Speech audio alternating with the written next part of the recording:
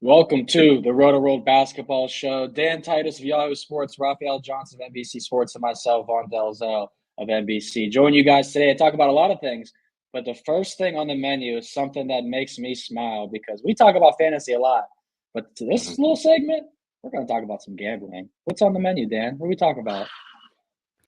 Oh, man, Jontay Porter, bro. What is you doing? I don't know.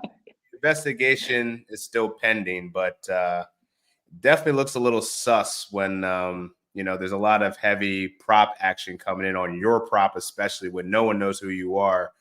It's going to tip a couple hands when you have, multi-figure bets coming in on your unders. So mysteriously dipping out on a couple of games. I don't know what's going to happen here, but doesn't look good. Definitely looks a little sketch. I just don't know what's going to happen here. Yeah, hilarious that Jontay Porter pulled himself out of some games that he bet on, saying that he had an upset tummy or a little eye injury or whatever it may be. But, fun fact, in the state championship game, one of my teammates chickened out my senior year of high school football and said he had a tummy ache, and we lost that game after he missed a field goal, and he got a stomach ache. So, Jontay, whatever, man. Raphielle, I know you got to be somewhat annoyed because, it really, really peed me off, man. That man basically threw away his career over a few dollars that he won't be able to keep. Like that makes absolutely no sense whatsoever. Not just because of the fact that I think this would be like the first major scandal we've had since sports betting was like largely illegal in this country. So that's a good reason for the NBA to make an example out of him. And then you get into the whole teammate trust factor. Like, how are anyone in that locker room, not just Toronto, but anywhere in the league, going to trust you? So it stinks because you don't want to see someone flush their career down the toilet, but I'm really afraid that's what he's done here. Oh yeah, we're seeing this become more common occurrence now across sports. And Jontay Porter, obviously, the man doesn't gamble often because if he did, he would know most sportsbooks won't allow you to put down more than $2,000 on a prop. But he came with $20K. He said, "Oh yeah, points, rebounds, assists, give me it all. I'm not doing nothing." And as you said, he threw away his career for a couple of dollars, something that he would make as he continued to play in the NBA. And now there's a situation with Ohtani in baseball and his interpreter stealing money. And is he gambling? I'm not going to say yes or no, but I'll shrug my shoulders. Then you got the NCAA now saying we don't want any more prop bets for college basketball, college football, because these athletes are potentially fixing games. And as someone who bet Dayton the other day, I don't know how you continue fouling with 9 seconds left in the game when you're down by 9 to lose by 11. Yeah. The spread was 10. These teams could be throwing games. These players could be doing the same thing. So as betting becomes more popular, also becomes more addicting, gentlemen. So I want to say that. And for everyone, be careful. And don't put your trust in too many teams or players because there's Jontay Porters out there. And they will ruin your night. We don't want that to happen. But my night was not ruined last night because after I watched Dune 2, I watched the double OT thriller for Bucks and Lakers. And I thought, what a night, gentlemen. Raphael, it was a great game, my man. What were you thinking about? Of course, LeBron James sat. Spencer Dinwiddie was supposed to step up. He did not. So, fantasy status for those two, what's to look forward for this week? I had a feeling that would happen. If you recall, the one other game LeBron missed was March 8th. Interestingly enough, against the Bucks. Spencer Dinwiddie stepped in there. He only took 3 shots in that game. He's 1 for 8 last night. I think if anything, more of his focus was on the defensive end. Like he was the guy they asked to guard Damian Lillard for much of the night. So the offense suffered. And also you've got, D'Angelo Russell, Anthony Davis, Austin Reeves. They no longer had to defer to LeBron. So it's kind of like, I don't want to say it's a substitute teacher type deal, but it's like, we can go ahead and get ours now without having to worry about making sure that he's going to orchestrate things. So I think Spencer Dinwiddie, it's kind of a reminder for fantasy managers moving forward. Like if LeBron sits, you're probably going to want to steer clear of Spencer Dinwiddie and look to see if any of those other guys may be available on the waiver wire. Yeah, it's tough to do because he automatically becomes a very popular pick as far as, DFS streaming, waiver wire, but history repeats itself, and it certainly did against the Bucks. Dan, what was your opinion on the game and Spencer Dinwiddie moving forward too? I think Raph's advice was sound. I wouldn't be adding Spencer Dinwiddie anytime soon, even if LeBron is out. But I think you could look at someone like Rui Hachimura Had a great game. Definitely good for your field goal percentage. His game has just really expanded since becoming a Laker. And I think you can put trust in him if, for whatever reason LeBron sits. I think he's the one you'd probably want to add. But I think it's more telling about, Dinwiddie's defense on Damian Lillard. He did a great job. Dame was struggling to find him, and Chris Middleton, really struggled to find a rhythm all night long. And, Middleton gets a bounce back opportunity tonight on Thursday. And I expect we'll see the Bucks play a little bit harder today after losing that loss. I mean, 2 tough comebacks last night, man. And I think it's just, over the last 2 nights, I should say, with the Celtics losing to the Hawks. I think it just goes to show that no lead is safe in the NBA. And I live bet the Lakers 17.5 and felt great about it. At the end, it started to look a little rough. But, I mean, these are the types of situations where starters are going to have to play deep into the games because these comebacks just keep on happening in the NBA. No league is safe. Yeah, no, I totally agree. I mean, 19-point lead last night for the Bucks entering the fourth quarter, and I thought it was over when Giannis was going to the free throw line, and then it just showed you that even you could be the best player in the league potentially, and you ain't that clutch, especially when it comes to free throws. So I felt like I learned a lot, and me saying the Celtics are going to win the East felt more comfortable after the Bucks collapsed. Watching that one, even though the Celtics collapsed against the Hawks, that was pretty interesting. But Raphael, I wanted your take because we found success this year, the second half of the season, with Klay Thompson on the bench playing for Golden State. But now he's back in the starting lineup. He dropped a 28-piece, 6 triples, the most triples he's had in an entire month, and he made 11 shots on 20 attempts. So he looked good in a win against the Heat, right? Oh, yeah, agreed. And I think his return to the starting lineup, it takes a little pressure off Steph Curry just because he doesn't have to do as much shooting as he did when they had Podziemski in there. Like, Podziemski certainly had his moments, but I think that period where he missed time with the knee issue, Stephen Curry was down as well. That may have kind of upset the flow a bit, where we've had a few games with Chris Paul and Klay Thompson starting together. Now they've gone away from that, but I think this is the lineup we're probably going to see moving forward. There's still a couple games back to the Lakers for the 9th spot. I don't know if either team's going to have enough to get into 7th or 8th, but I don't know. I think the other thing, the Houston's on their heels. That team's been on fire, hottest team in the NBA right now. So they don't have the leeway that it felt like they had in terms of tinkering with the rotations a couple weeks ago. No, that's a very good point. And the rotation, for those who are wondering, it was Draymond, Kuminga, Wiggins, Curry, and Klay. So they had Green basically playing the center position, Dan. What is the fantasy relevance for all these guys moving forward, especially Klay? Yeah, I don't think you can trust Podziemski at this point. As Raph stated, I think with the playoff race so tight for that 10 spot, like the Houston Rockets are right on their heels, like a half game back. So at this point, you're going all in if you're the Warriors. Like, you need offensive production, and Podziemski wasn't doing that. He's not a spot-up shooter, not a knockdown shooter the way Klay Thompson is, and I think Klay's had enough time on the bench kind of understand that role and understanding where they are at this point in the season. They're going to need his scoring. So he's going to be entrenched in this starting lineup, I would think, to the end of the season. And again, to Raph's point, there's just so much dependency on Steph. They need somebody else to do something.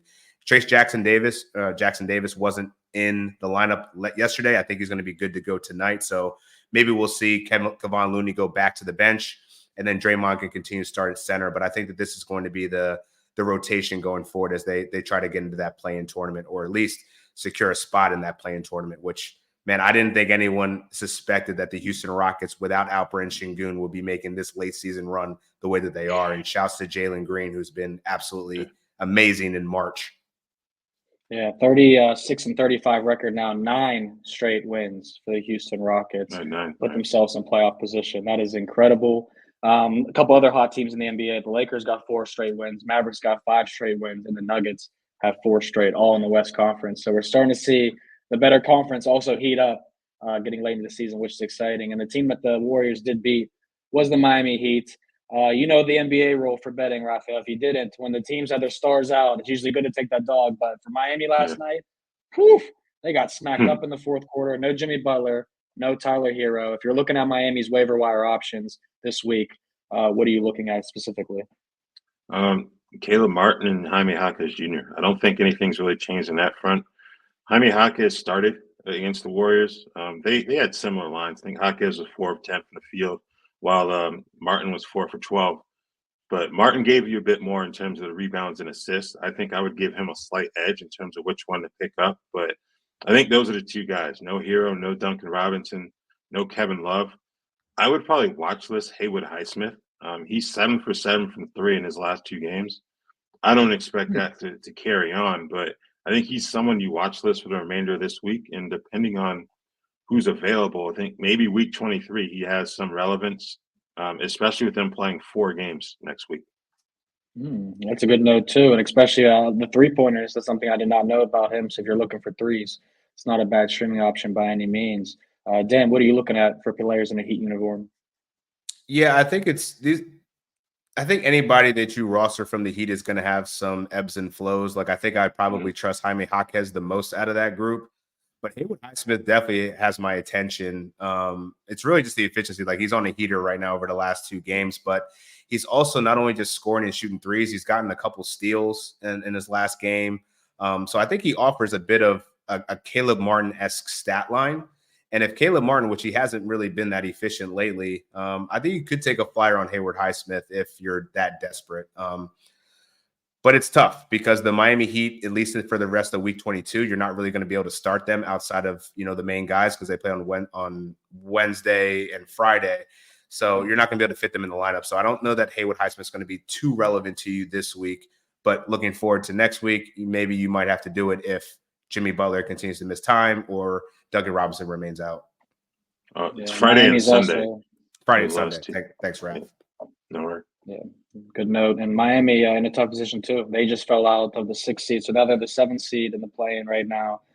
Tied with the Philadelphia 76ers, 2 teams that we would not expect to be fall this late in the season, but injuries have been a major concern for both of those teams. So a lot of good notes there. For another guy that hasn't been absolutely fancy relevant, Dan, I'll start with you. It's Bradley Beal. He got injured against the Spurs last night. He had 9 points. 43 games played this season. Not too well considering he played 50 and 40 in the last 2 with the Wizards.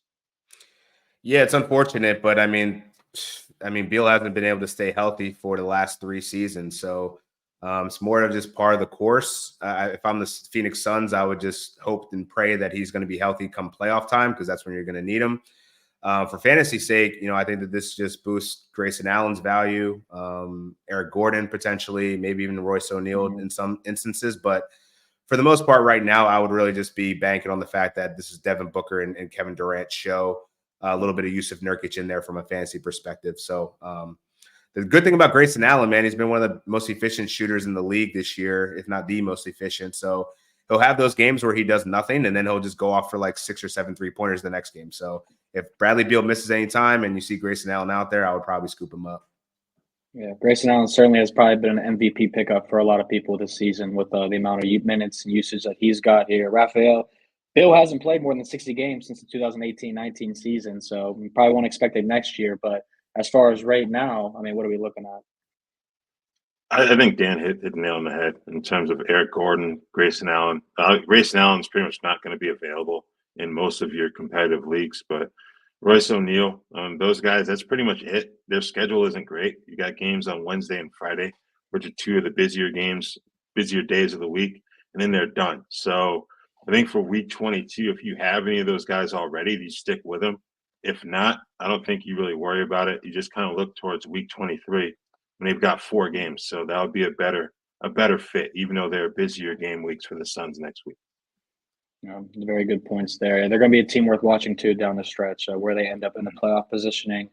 Currently sitting at number 8, right ahead of the Lakers and the Suns. Yeah. Dan, Friday night, usually a fun night for most people. For you, Donovan Mitchell might be returning a little nose injury against the Sixers. So you don't watch Philadelphia basketball Friday night, potentially. But what you got going on? Yeah, I think this is great news for fantasy managers. Donovan Mitchell's been pretty much ruled out in advance for the last week or so, dealing with that nose injury. And then it also came out that it was a knee injury too that he's still managing. So I think now that he's ready to go, this is going to probably devalue George Niang and his fantasy value that he's had over the last week or so.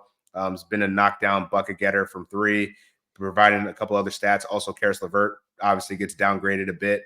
So yeah, whenever Donovan Mitchell's in the lineup, you're looking at high 20s, low 30s usage rate that you're going to get back into your lineup. So if you've held on to him, good job.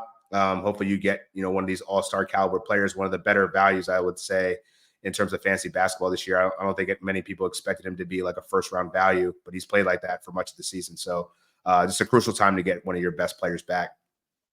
Absolutely. Raphael, what do you have to add to that? Yeah, I think Niang for a bit, his value was preserved even after Evan Mobley returned, just because he didn't have Mitchell. Now I think he takes a hit.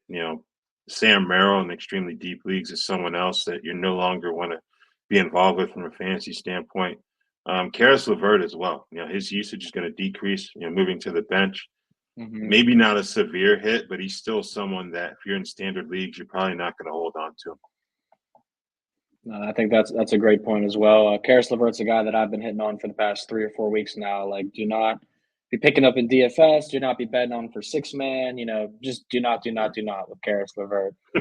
But not to be disrespectful, but just for what I'm looking at right now, he's not my guy entirely. But I do like the calls all around for Cleveland, and very interested to see how they perform in the postseason. Arguably, your 2 favorite teams, the Knicks, the Sixers, and then the Cavs, are probably the 3 most intriguing teams to watch in the playoffs come Eastern Conference. So very excited to see how those things pan out. Before we get to some more injuries on guys like Trae Young, Jamal Murray, Mitchell Robinson, and more, just a reminder, we're closing on opening day. It's tomorrow, everybody. So for those still trying to squeeze in another fantasy baseball draft, get the Rotoworld Baseball Draft Guide. It's loaded with comprehensive positional rankings, projections, and player profiles to ensure your draft is a success.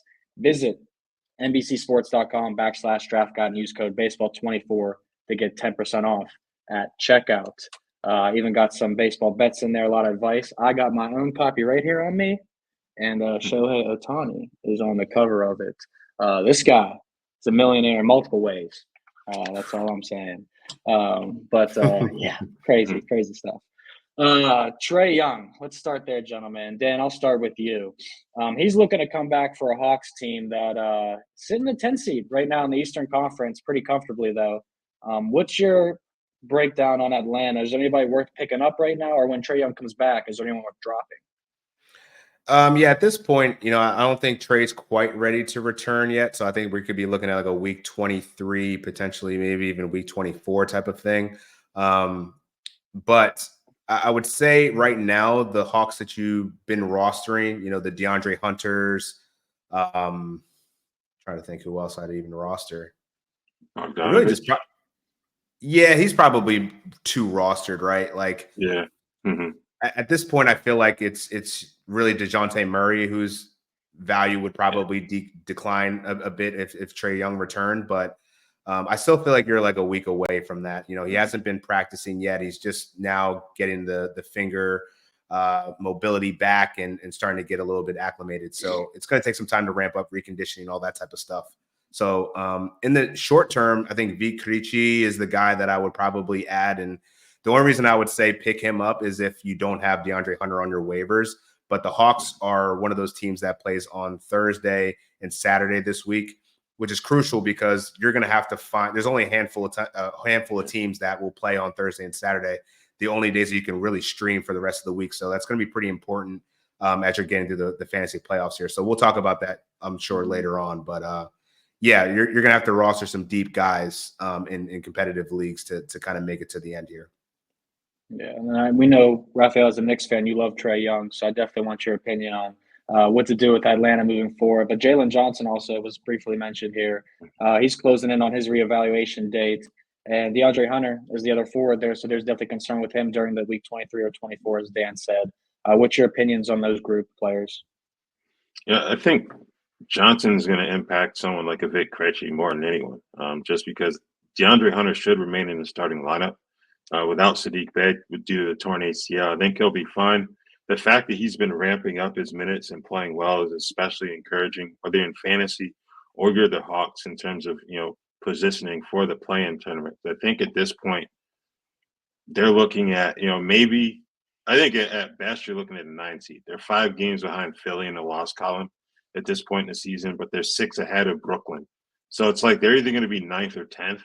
And them in Chicago are pretty much playing for who's going to have home court advantage in that 9 versus 10 game. So, yeah, I don't think there's anyone that you had added you haven't added already at this point. But I think once Jalen Johnson gets back, which could be pretty soon, if you have Vic Krejci, you're good. You're just going to go ahead and let him go.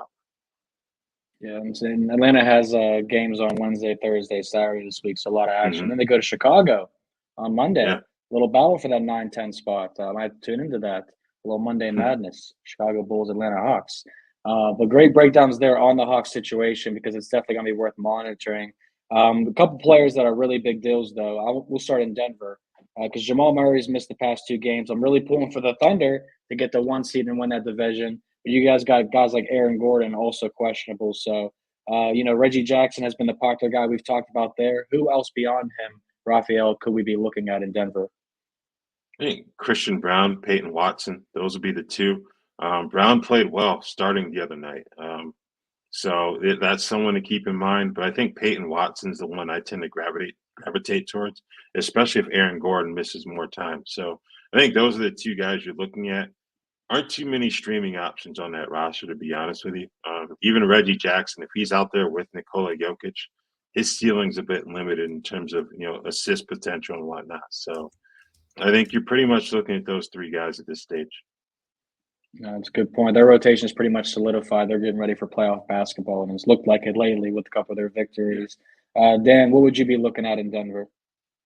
Yeah, I'm kind of smacking myself for not picking up Reggie Jackson earlier in the week when Jamal Murray was ruled out because Jamal Murray, I mean, when he's off the floor, Reggie Jackson cooks whether, Nikola Jokic is there or not. He's averaging close to 17 points, 5 assists, and 3 rebounds. And if Jamal Murray misses tonight's game, I'm picking him up. I'm not going to make that same mistake twice. I agree with Christian Brown and Peyton Watson if you want some blocks and some threes. I really love Peyton Watson's game just in general. Like I would love to see him get into the rotation by next season because like every time he hits the court, man, he just makes such an impact on both sides of the ball. But yeah, I would add Reggie Jackson and take a look at Peyton Watson if Aaron Gordon misses. But it sounds like, I don't know, man, Aaron Gordon's injury sounds like it could be a day-to-day thing. So definitely no guarantee that he suits up tonight. But it's a very interesting playoff race. So I'm curious to see which teams decide to, if they've rested a couple of players, do they bring them back now or continue to give them a couple of days of rest as the season's starting to wind down here?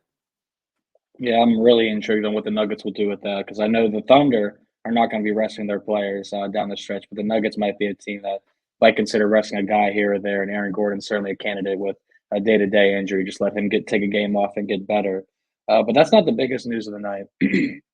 Biggest news, according to the New York Post, Yahoo, CBS, NBC, Mitchell Robinson. He's expected back, Raphielle. You called it. You say he's going to come back for the playoffs, and he's going to be a moneymaker for people. Are you feeling great about Mitchell Robinson right now? Yeah, because his skill set doesn't require too much in order to provide solid fantasy value in terms of the rebounds and the blocks, field goal percentage, because he's pretty much a dunk guy. He's not going to take shots outside of about like 6 to 8 feet. So I think it's a good position. I'm interested to see what happens with Isaiah Hartenstein's minutes. I think he'll be fine from a fantasy standpoint, but you're not going to expect him to surpass 30 minutes every night. It gives him another option. If anything, I think we talked about it last week, but Precious Achiuwa is already off the radar for me, especially with the change to a smaller lineup and Deuce McBride. So I think if Deuce McBride is out there in your league, you're going to want to pick him up, I believe, just because you don't play 48 minutes, and then the other night he got to sit for like a whole 2 minutes or something like that. He's clearly a trusted member of that rotation. He's going to play plenty down the stretch here. And you've got 3 more games, Toronto and San Antonio. The Oklahoma City game on Sunday certainly won't be a gimme. I think McBride is an exception in terms of guys who are playing on like busy game nights where you could safely go ahead and add him at this point because I think he's going to play a lot of minutes moving forward. Yeah, no, I agree with that completely. And I found something very interesting about Mitchell Robinson's stats as far as advanced stats before he went down with injury on December 8th. My man ranked first among centers in total offensive rebounding, steals, first in offensive rebounding percentage, 8th in defensive rebounding, 6th in rebounding percentage, and 95th in percentile for defense overall.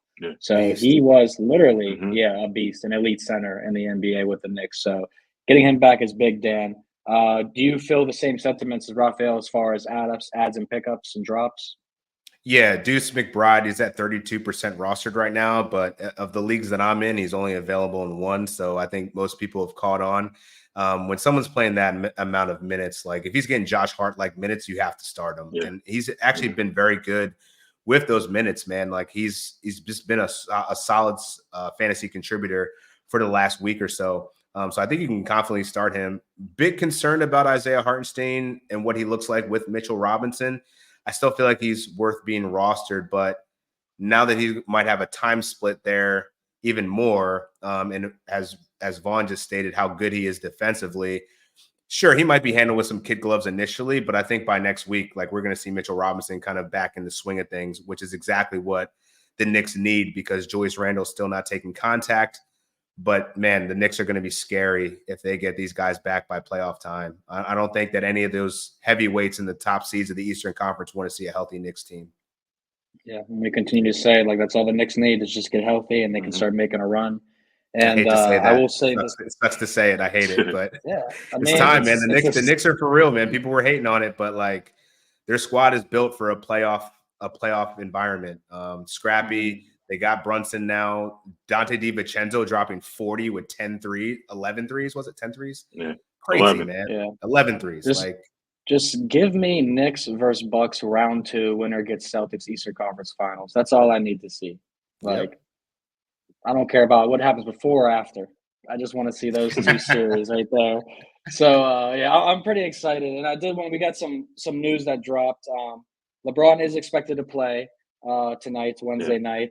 But SGA is going to be out against the Rockets, a team that's won 9 straight.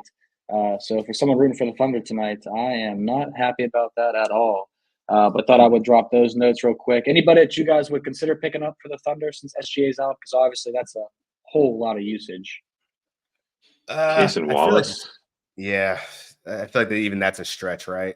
Yeah, even that. You just look deep league guys. You're just kind of hoping that the players who are already rostered kind of step up a bit. Now, Josh Giddey's been playing good basketball recently, so I think that's someone. If you have him rostered, you're getting that finishing kick, so to speak. That's a good thing to have in fantasy playoffs here. I agree with that completely. And Dan, I want to ask you about 2 players, Immanuel Quickley and RJ Barrett, because we started getting updates on those 2 also, and they're going to be big deals if they come back.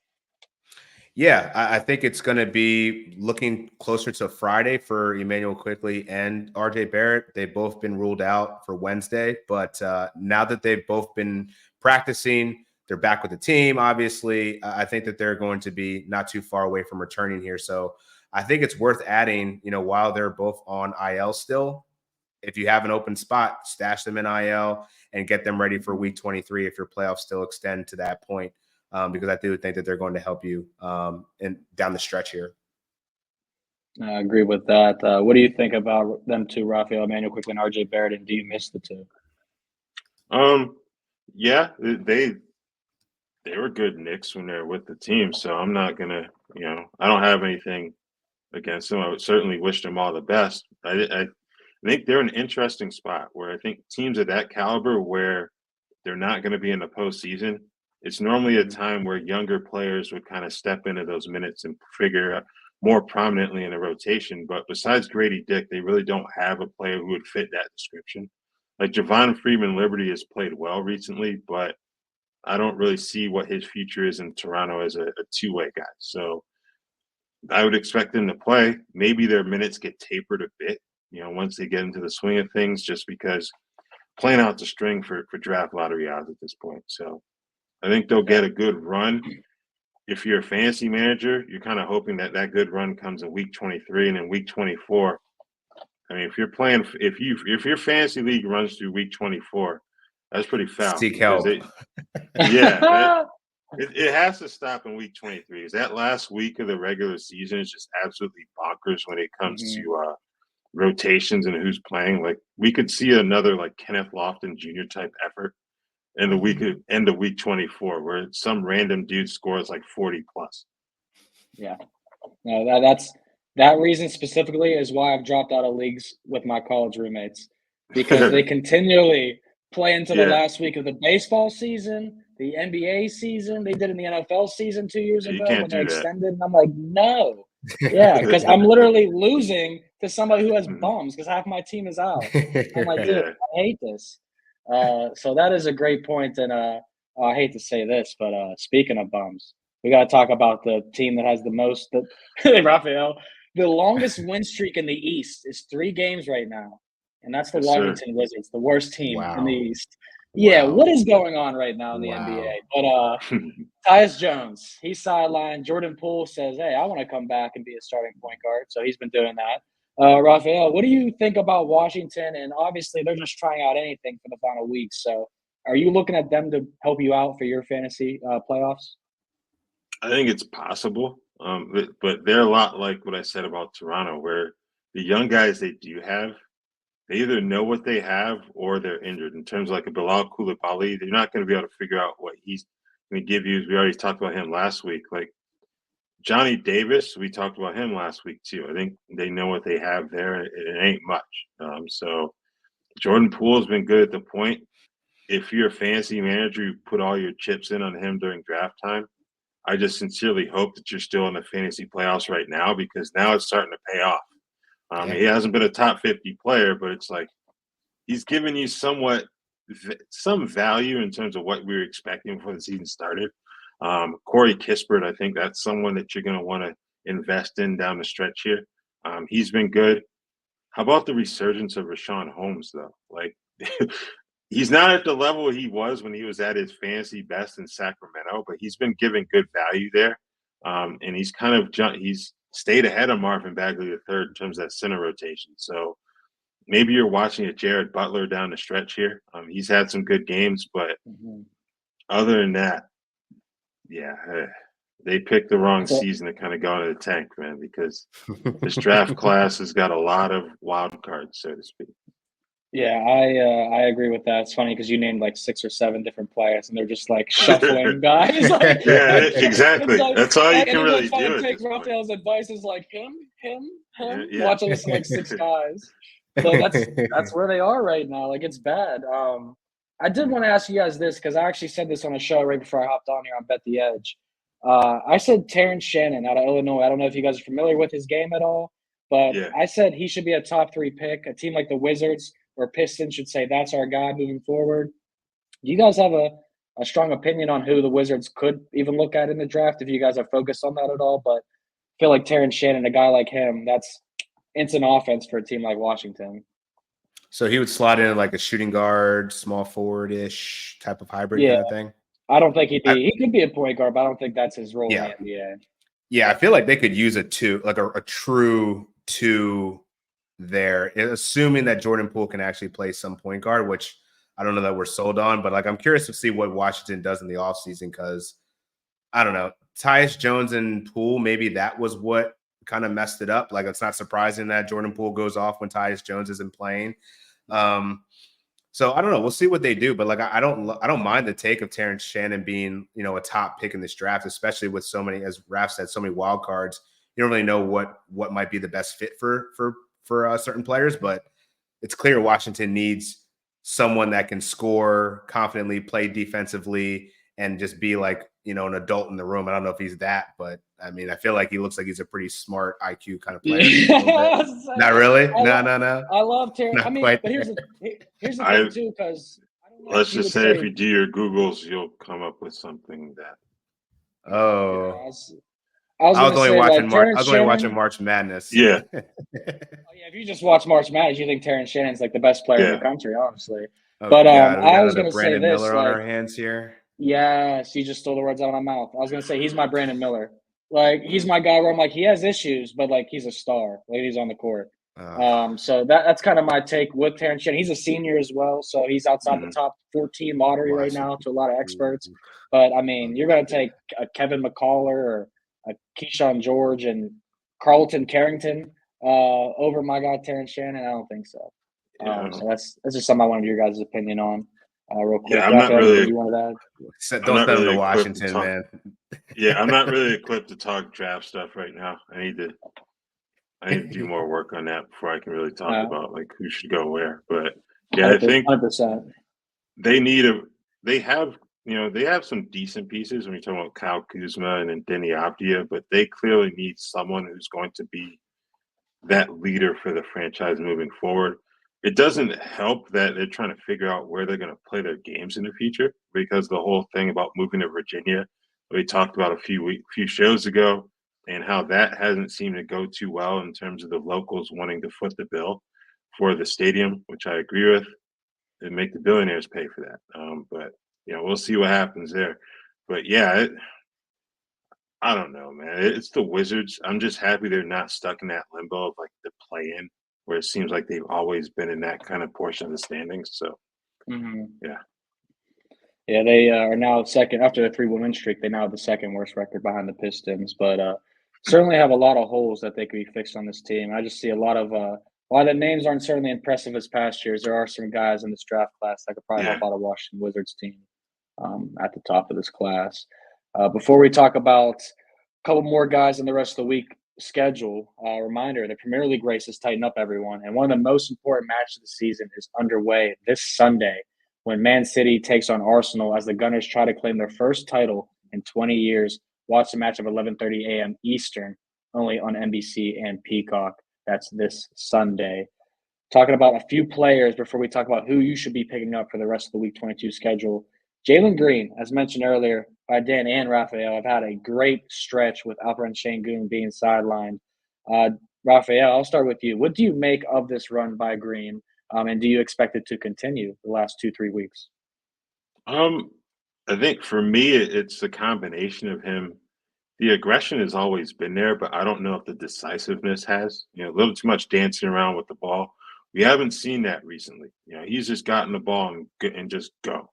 Whether he's taking a shot or driving to the basket, he's put a few guys on posters. I think if you're Houston, you're extremely impressed with what you've seen of him lately. I don't know how much of that we put on Şengün not being out there, because I still believe that you want a lot of your offense running through him just because of his skill set and decision making. I don't think it has to be a case of one or the other. Like, both of them can't stay here. I think they can both be quality pieces. It's just taken Jalen a little bit of time to become that more mature type player. I think the first 2 years he was given kind of free reign, and it had a disastrous effect. Look at that whole rookie class he came in with. Green and Şengün have stuck, but Josh Christopher's not even in the league. Usman Garuba, he's in Golden State, but he's not active. He's playing with their G League affiliate. They got 2 potential gems there, and I think having Ime Udoka getting some veteran players have really helped those guys too. Yeah, and especially Porter too. He was splitting time with Porter over the last 2 years or whatever, so that definitely had an effect on his growth moving forward. But he's been outstanding, as you guys said in March. Dan, I mean, is this something that you're buying into the last 2-3 weeks of the season? I think so, but I think it's more of a testament to Ime Udoka knowing his personnel. If you look at his splits throughout the season, whenever Jalen was kind of off, his minutes kind of tinkered down. He's seen 36 minutes a night in March, but he should be, because he's shooting 50% from the field, something that is not normally known for. 41% from three. He's just been outstanding, and I think you can speak to that decisiveness that Raph talked about, and just playing at just an extremely high level now. And it's just funny, if you read some of the commentary around Jalen Green, much of this year was like, trade this guy. There was rumored to be a deal on the table for the Brooklyn Nets to acquire Jalen Green and all their picks back for Mikal Bridges, which in retrospect kind of looks like an interesting trade that the Brooklyn Nets may want to take. The conversation for another day, but the Brooklyn Nets may be the worst organization franchise in recent memory. Like, concerning where they are and the fact that they have no draft picks for the considerable future, like, what are they going to do? Anyway, I think Jalen Green's play right now is not sustainable over the course of the season, but I think it's great to watch a guy that had so much pedigree finally come to fruition and kind of silence the haters a little bit. I'm curious to see what it looks like if they actually do make the playoffs or the play-in tournament. Can he continue that play in a different environment? But I think it was really just a detriment of being drafted into a situation where the culture wasn't right, the coaching wasn't right. Now you get somebody like a Ime Udoka in there that can kind of rein everybody in, get Fred VanVleet, a true point guard in there, and then you play through Sengun, everybody gets better. So, I'm kind of excited for the future. I was in on Jalen Green this season. It took a little bit of time for him to come to come together. So hopefully you held on. I didn't in the one spot where I had him, and I'm kicking myself for it. But, fantasy is like that sometimes. Yeah.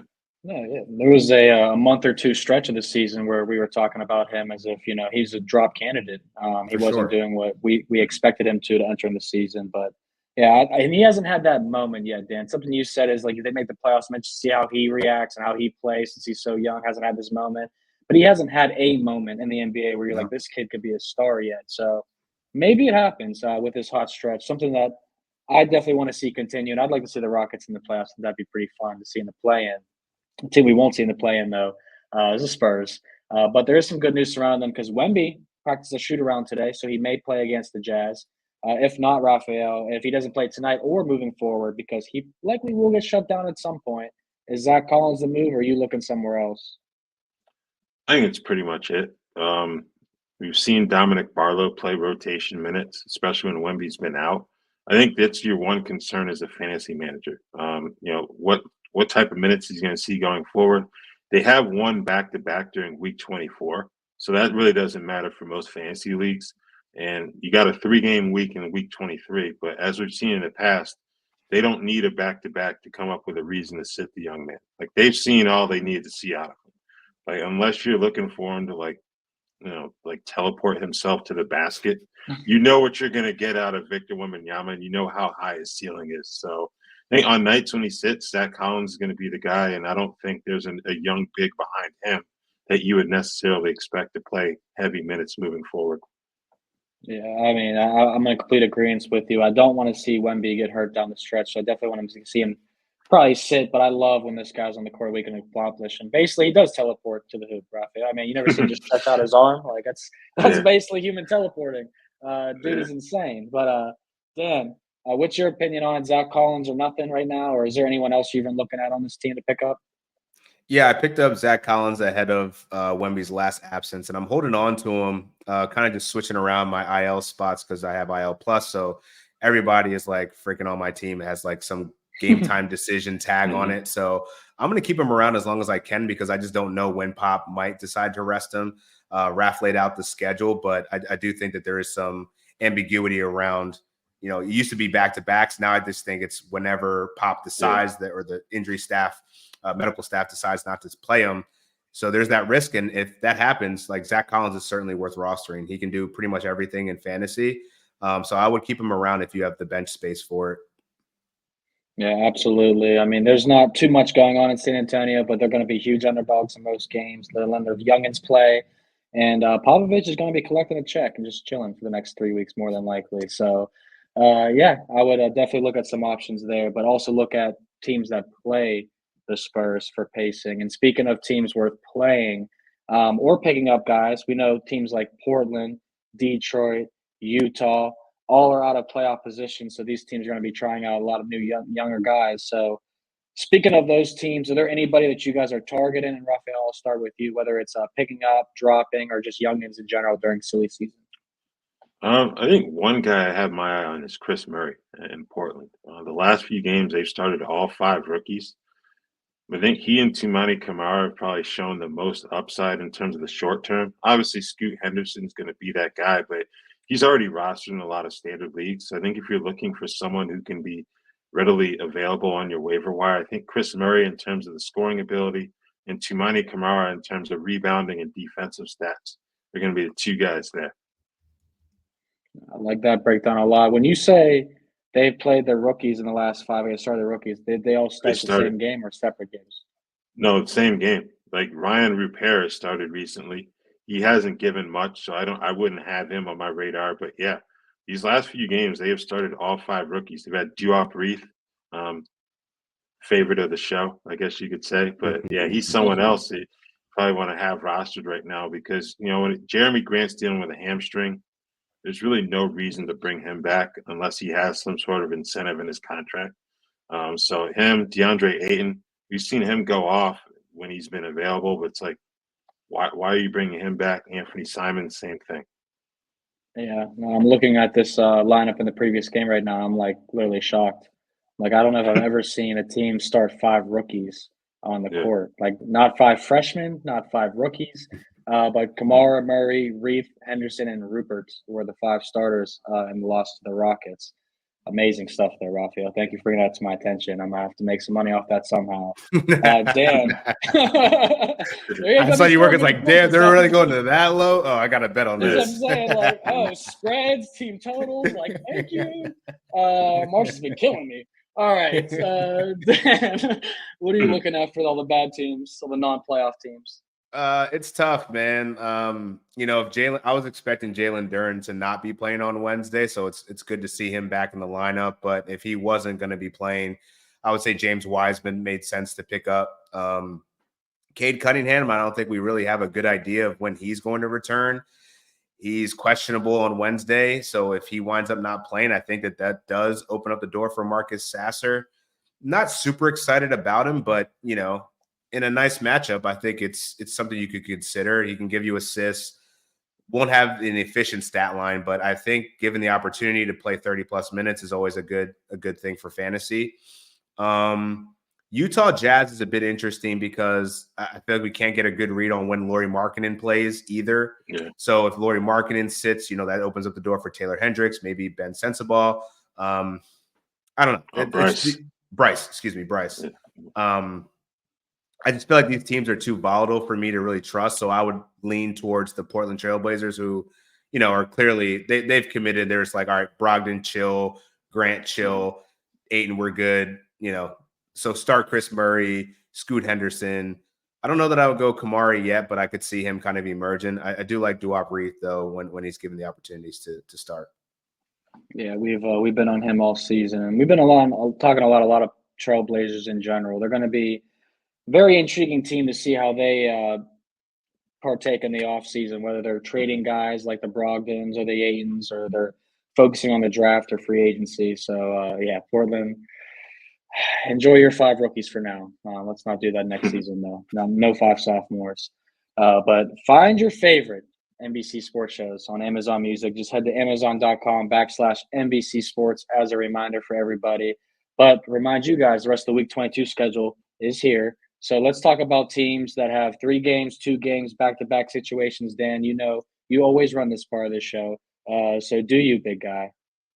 So I would just be looking at the Bucks, the Hawks, the Pelicans, and if you're in a deep bind late in the week, maybe the Orlando Magic. But I feel like these are the only teams you can really trust at this point because unless you're dealing with some injuries, with the slates being so high, on Wednesday, Friday, and Sunday, the only times you're actually gonna be able to fit somebody into your lineup is on Thursday and Saturday. So those are the teams you got to target. So Sam Hauser, Peyton Pritchard, who's probably not available anymore because he's been, a top 40 player over the last 2 weeks. I think you could go as deep as Vit Krejci. You could go to Najee Marshall, Larry Nance, who haven't been spectacular, but at least you can get some additional counting stats by getting them into your lineup. So, those are the main teams that I would focus on for Week 22. And then we can worry about Week 23 once we get to that point. But, I think this is going to be a dogfight for a lot of fantasy managers just because of the schedule limitations that you have to really fit in and appropriately stream some of these players. And I would caveat all that to say, like, if there's somebody on your waiver wire that someone dropped in a haste because, they couldn't fit somebody in their lineup or they had to just make a bold move, pick those guys up first and then look at all those bottom of the barrel type guys. Because obviously you can still make a decision of whether you want to bench somebody. If you have a guy like Immanuel Quickley that's going to be entering your lineup, don't bench him for like a Sam Hauser type of situation. Yeah, a lot of great advice there. Definitely like the advice of not looking ahead as well too far. Don't look at Monday and Tuesday if you ain't going to win your league this week, my guy. But save those. And great advice last week too about making sure you're saving for the Friday, Saturday, Sunday slates to help you manage out the categories you need to win. So a reminder for those as well. Raphael, what's your advice this week for the rest of the Week 22 schedule? I think another player I would throw into the mix for the end of the week is Lamar Stevens in Memphis. They play Wednesday and then they play on Saturday as part of that 3-game slate. He's been really good off the bench with his recent return. He scored 19 the other night in Denver. So I think in terms of their bench guys, I think he's someone else to keep an eye on here in terms of the end of the week. If you need someone to give you that push, because Sunday is going to be really busy. You pretty much have to count on your main guys then. But Saturday, I think Lamar Stevens, if you have an ad, he's someone to kind of target for the end of the week there. Love that look too. Dan, do you have anything else that you want to add here about this week? No, man. Like I think that's pretty much how I'm playing this week. Yeah, I'm literally trying to pick up whatever scraps are left for me on those Thursday, Saturday slates. So I appreciate Raph saying Lamar Stevens because he wasn't on my list, but he is now. So don't be surprised if I pick him up on Friday night. Yeah, Memphis certainly a team too that's going nowhere. So they're going to be trying out a couple new pieces. Everybody and their mom is very high on Desmond Bane tonight too, I'd like to say. So I'm going to be checking out the Memphis game a little bit. Before we get out of here, though, guys, March is about to end. So we do need the March Madness predictions before we get on the show next week and see if we're right. Who do you guys like to make the final or win? Do you have a pick? I'm going to go Houston to win it all. No, I'll take UConn. He said UConn last week too. He's been consistent. He said UConn is the team to beat. I'm taking a home state. I'm taking a home state, and I think they're the best team in terms of the talent and how they've been playing on both ends of the floor. They got a little bored during the second half against Northwestern, but they've taken care of business. Yeah, exactly. I was very bored. That was an easy game, but I think it might be. I bet Houston and UConn to win the title. Now I'm thinking it's going to be UConn versus Purdue in the title. And I'll say this: last year, because Raph said I'm repping the state of Connecticut. Last year, I went to UConn's parade to celebrate down in Hartford, Connecticut. Might have to go back again, gentlemen. That's how I'm feeling. So, Dan, you said Houston, and we got 2 UConns. So I like that a lot. But another great show under our belts, gentlemen.